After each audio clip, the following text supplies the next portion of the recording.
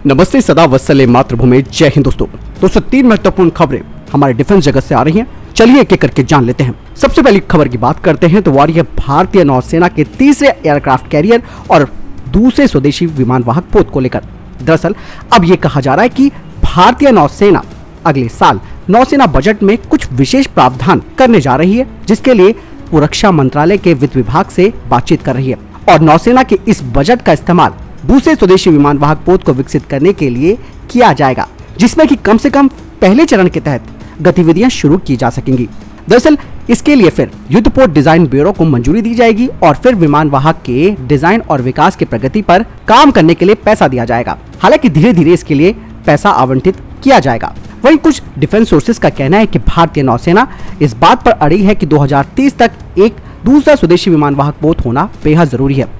ऐसे में दोस्तों ये खबर भी आ रही है कि चीन केवल हिंद महासागर क्षेत्र में अपने विमान वाहक समूह को भी तैनात कर सकता है। इसीलिए भारतीय नौसेना को दूसरे स्वदेशी एयरक्राफ्ट कैरियर की जरूरत होगी, ताकि चीन के किसी भी दुस्साहस का मुकाबला करने के लिए तैयार रहा जा सके। और भारतीय नौसेना अब 45,000 टन के विमान वाहक पोत को नहीं लेगी, बल्कि इसके लिए 65,000 टन का विमान वाहक पोत तैयार किया जाएगा, जो कि अधिक से अधिक डेक बेस्ड फाइटर जेट्स को ऑपरेट कर पाएगा। यानी कि एक बड़ी खबर भारतीय नौसेना को लेकर। तीसरे एयरक्राफ्ट कैरियर के लिए अब भारतीय नौसेना खुद एक नया बजट का प्रावधान करेगी। इसीलिए वो रक्षा मंत्रालय के वित्त विभाग से बातचीत कर रही है, ताकि इसके लिए धन आवंटित किया जा सके। और समय की मांग भी दोस्तों तीसरा एयरक्राफ्ट कैरियर है, तो बहुत अच्छा फैसला है भारतीय नौसेना का। बढ़ते हैं अगली अपडेट की तरफ, जो कि डीआरडीओ के रेल गन को लेकर आ रही है। दरअसल डीआरडीओ के armament research and development establishment ने अपने पुणे की सुविधा में 10 मेगा जूल कैपेसिटर रेलगन को सफलतापूर्वक डिजाइन, विकसित और स्थापित कर दिया है, जो कि काफी फ्लेक्सिबल है और इसे भारतीय नौसेना के जहाज, इसके अलावा जमीन और मोबाइल प्लेटफॉर्म पर इसे लगाया जाएगा। दरअसल 10 mega joule capacitor railgun 500 kilogram से लेकर 1 किलोग्राम वजन वाले हाइपरसोनिक प्रोजेक्टाइल्स को ले जा सकता है, जिससे कि एंगेजमेंट का जो समय है वो काफी कम हो जाएगा और एक साथ कई खतरों को ये लक्षित कर पाएगा और इसका हाई फायरिंग रेट होगा। दरअसल कहा जा रहा है कि 10 मेगा जूल रेलगन का इस्तेमाल एक सिंगल वेपन सिस्टम के तौर पर किया जा सकता है, जो कि क्रूज मिसाइलों, बैलिस्टिक मिसाइलों, लड़ाकू जेट विमानों और अनमैन्ड एरियल सिस्टम के अलावा सतह के खतरों से निपट सकता है।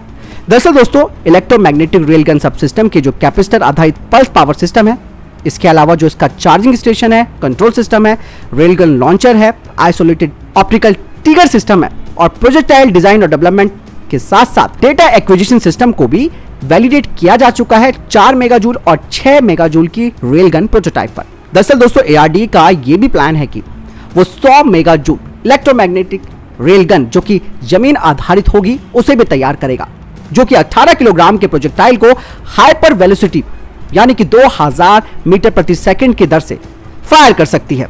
और ये जो 100 मेगा जूल का कैपेसिटर बैंक होगा वो एक फिक्स्ड फायरिंग स्टैंड पर लगा होगा। और दोस्तों यही नहीं, इसके अलावा ये जो 100 मेगा जूल की रेल गन्स होंगी उन्हें 155 mm तक के बड़े कैलिबर और मीडियम रेंज गन जो कि 100 से 400 किलोमीटर की रेंज के होंगे उन पर भी लगाया जाएगा। यानी कि रेल गन को लेकर एक बड़ी अपडेट सामने आ रही है। बढ़ते अगली अपडेट की तरफ दोस्तों, जो कि प्रचंड हेलीकॉप्टर को लेकर आ रही है। दरअसल दोस्तों भारतीय सेना और भारतीय वायुसेना ने भले ही स्वदेशी विकसित प्रचंड लाइट कॉम्बैट हेलीकॉप्टर को शामिल कर लिया है, लेकिन तब तक इसका कोई फायदा नहीं है जब तक इस पर हथियार नहीं लग जाते, खास करके air launch anti tank guided missile है। दरअसल दोस्तों अब ये कहा जा रहा है कि इस साल के अंत में तीसरी पीढ़ी की एंटी टैंक गाइडेड मिसाइलों के दूरभाष हेलीकॉप्टर के द्वारा लॉन्च किए गए संस्करणों का एकीकरण परीक्षण शुरू किए जाने की योजना है और 2023 के मध्य तक प्रचंड पर इन्हें ऑपरेशनल करने की मंजूरी भी दे दी गई है। दरअसल प्रचंड यानी कि लाइट कॉम्बैट हेलीकॉप्टर वर्तमान में एमबीडीए द्वारा विकसित 20 mm की नोजगन, 70 mm रॉकेट और मिस्ट्राल एयर टू एयर मिसाइल से लैस है, जिसे बाद में भविष्य में डीआरडीओ के द्वारा विकसित किया जाएगा। और मैंने आपको डिफेंस अपडेट में बताया था कि अभी हाल ही में लॉकहीड मार्टिन ने भारत के प्रचंड हेलीकॉप्टर के लिए अपनी AGM-114 हेलफायर मिसाइलों की भी पेशकश कर रखी है। और दोस्तों अभी हाल ही में at 2022 Africa Aerospace and Defence Expo में जो प्रचंड को दिखाया गया था उसमें एक क्वाड वेव लॉन्चर भी था, जो कि 16 एंटी टैंक गाइडेड मिसाइलों को ले जा रहा था। तस्वीर साफ है कि 2023 से प्रचंड भी बिल्कुल अपनी युद्धक भूमिका के लिए तैयार हो जाएगा।